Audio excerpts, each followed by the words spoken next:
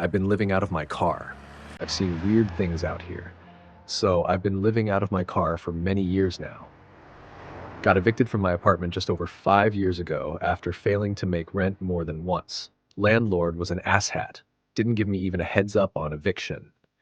Came back from work with my paycheck to hand off to him, as I almost always did, as I made barely enough to cover the small unit. Only to find that damn pink paper taped to my door. Had to break in. Bastard was willing to change the locks and leave all my belongings in to be pawned off later. Had to leave behind too much to think about. But enough about that. My name's Ilya, and for the past 5 years, it's been only me and my Lada. A tiny little shitbox that can at least keep me warm and cool when I need it to. Here in rural Russia, on the edge of urban sprawls, I've seen a lot of weird things. I figured that this would be the best place for that. My first story starts in the far north, in a rural little village. I don't remember exactly why or how I had gotten out there, probably through some act caught on a dash cam that was uploaded online for all to see. It was respectable, covered in snow and ice sickles, как, блядь, мне это сделать? Ice spikes, attached to gutters and edges of shingled roofs. Old men and babushka alike waddled down the streets to their places of work. And there I was, day drinking a bottle of Stolichnaya and chain smoking until the rolled windows looked like the chimneys from the wood stoves in the houses around me. This was only a few weeks after my eviction. For a while, I was able to get to work to a car shop for a while. I may not have been alive at the time, but I yearned to see even a slice of the unions and work committees my father spoke of as a tradesman during the era of the union. I don't know if it would have worked, but I would have hoped to have at least seen someone fight for me and the garage when it was being bought out by another larger garage.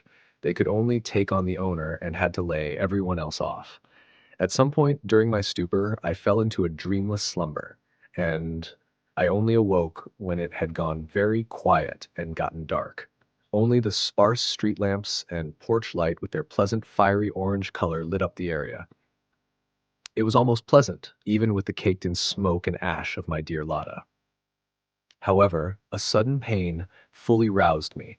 My head was pounding angrily at my stupidity, throbbing like a man fists onto a wooden counter watching his favorite team lose yet again. I could hear every sound, the beat of my heart and blood in my ears, the quiet ticking of my wristwatch, buzzing of flies, and the chattering of crickets past the window. The pain in my stomach came next, replacing the hot iron in my skull with a flipping of my guts that made it feel as though the whole world was turning upside down to deposit me into the stars. My gloved hands, worn and hold at the fingers, quickly released me out into the cold winter chill. I stumbled and fell to my knees. That grating sound of crickets in my ears again, buzzing and whining incessantly. I wretched and heaved, yet nothing came from within. My throat was raw, yet another ache to add to the assault from the wicked spirit from the half-empty bottle that rolled past me to a bank of snow. It was the one thing I could think of in my mania to put a stop to the thumping and spinning.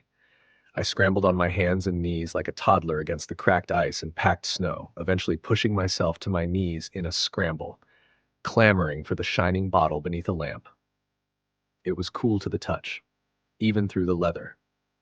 A smile came over me as if it were a small gift to make it easier, but at the cap was unscrewed and the first smooth burn went down my throat, soothing the ache.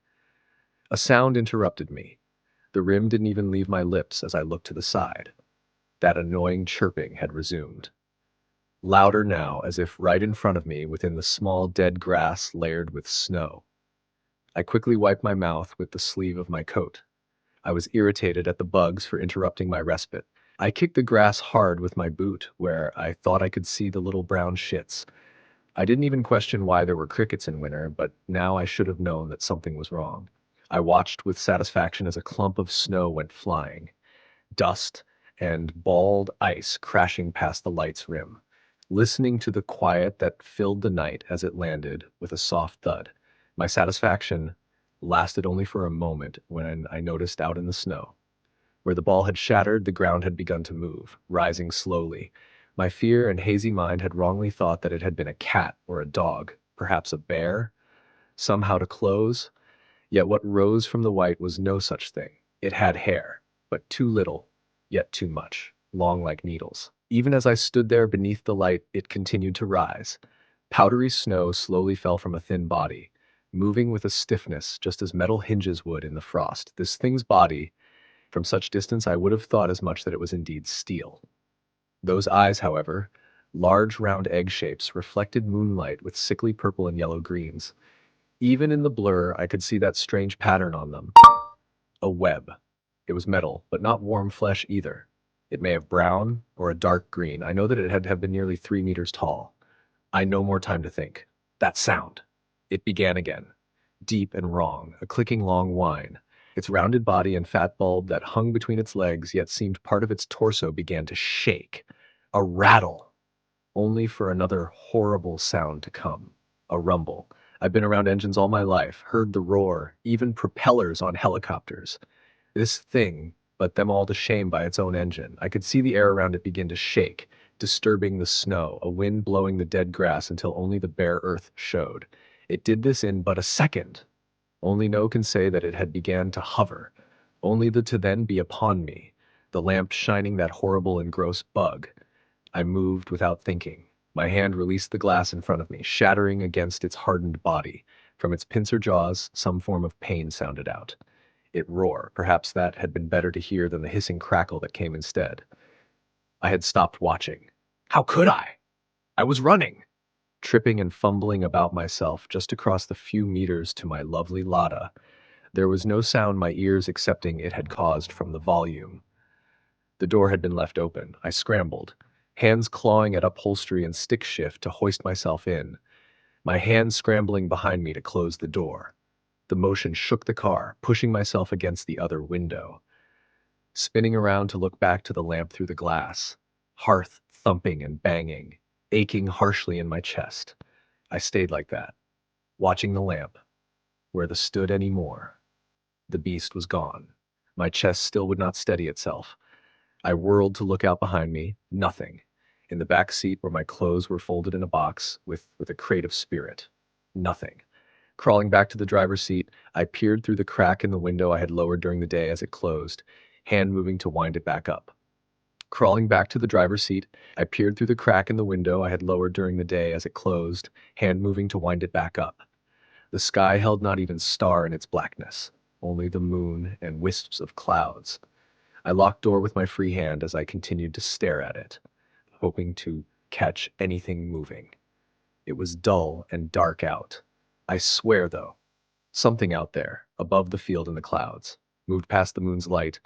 Thankfully, my dear Lada's engine turned without a problem, and quickly away from that damn village. Engine rumbling a roar, a sound I could be proud of in part from the modifications I had done to it in my spare time.